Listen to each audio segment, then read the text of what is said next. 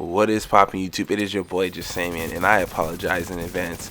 I'm gonna sound terrible during this video. I'm dealing with a holiday cold that's been bugging me for like the past week, but I decided, to try to push through it for you guys to get some videos out, get some content for the new year for you guys, and I have a pretty solid start. And this, as you can tell by the title, I believe the G3 is better than the M4. And before I get grilled for this, before all the super MLG pros hop in my comments and tell me that I don't know what I'm talking about and I'm trash for thinking that and there's no way because of RPM and whatnot. Look, I hear you. I respect your opinion. If that works for you, it works for you. There's a reason, obviously, that everybody's using M4s and not G3s. But this is my personal opinion, and as a person that likes using underrated stuff, of course I'm gonna have a little bias for it. But I'm gonna actually slap you guys with some real reasons why I feel the G3 is better, other than just I like what it looks like. But let's get into it. The first things first, the stability. The fact that the recoil on it is like nothing. It shoots like a laser beam, unlike the M4. The M4 is not hard to control, but it does get annoying because it shoots up because of the RPM, just like with anything, like with the FAMAS, and even like with the early MP7 before people understood how to handle it. But as you can see, like in these clips, I don't have to really worry about recoil. Like, look, it doesn't move. It shoots like a submachine gun and it melts like an AR. And that's what brings me to my second reason, the base damage. As you can see, like, it melts as if I have an incredible fire rate, and that's because of how high the base damage is. My best rolled M4 is at like 18.7k, and that's like maxed out everything. That's like high roll. And my G3 is like at 22k, and it took me a long time to even realize the difference, because everybody's using M4s. It's Alpha Bridge meta. It's Alpha Bridge meta with M4s and FAMASs. That's what 99% of the quote-unquote good players are running, that believe that's the best option. And in the division, it seems like people, once they hitch on to something and people accept that as reality and accept that as the way to play, any other concept or any other build diversity is trash. And for the most part, sometimes that's true. I mean, it's really hard to build past that combination that people have been doing with the M4 and the FAMAS, because Uncomplicated is extremely broken.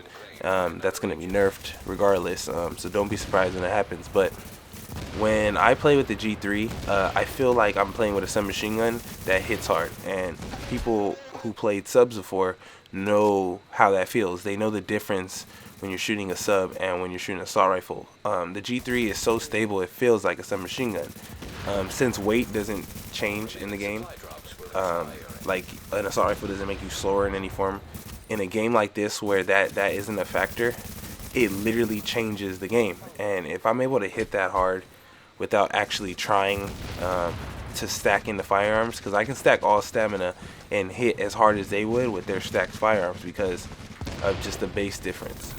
And I feel like that alone makes this assault rifle more viable in the long term. I mean, you're not hitting all your bullets in the clip. I don't care how good you are. This is not PC.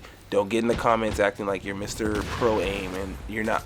I mean, most of us console players know how hard it is to just use our thumbs versus the PC players who can use their whole arms to aim. So in console, it is 10 times harder. In PC, this may not be an issue because they don't have to really worry about stability factor, because their manual hand itself controls that. So we can't even compare that. But what I can say, on console, it makes that much of a difference, because when you're dealing with like group play, people say, well, when I'm solo this, da-da-da.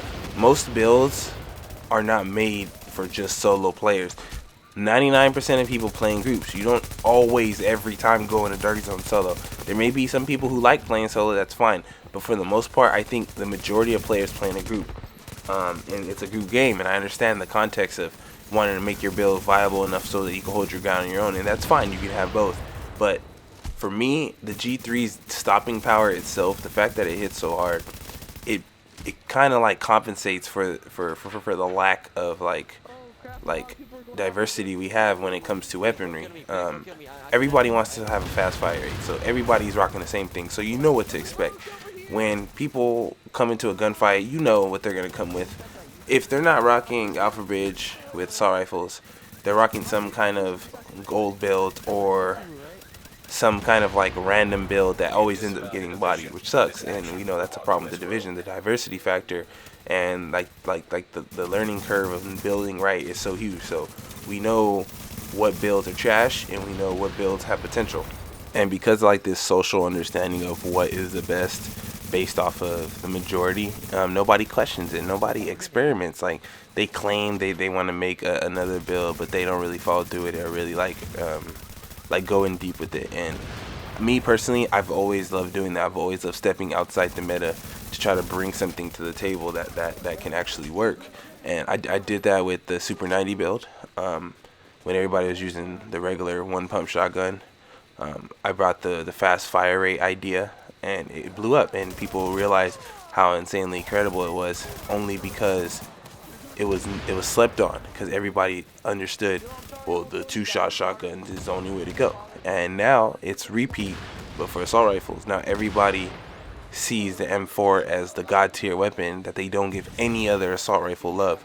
And in most of the time, like I said, it's in good favor, because a lot of the assault rifles suck. A lot of the weapons suck, and then that's the division developers' fault for that. That's not the players, but that in no way, shape, or form means don't try. So when I tried the G3, I felt the difference. I seen the stopping power, and I realized, like, look, like, this can actually be better than the M4 for a lot of different reasons. If you add everything up, overall, I think it works out in favor. If you have more damage, you land more shots. I mean, even if you have incredible aim, aiming's that much easier if you have that incredible aim with the G3.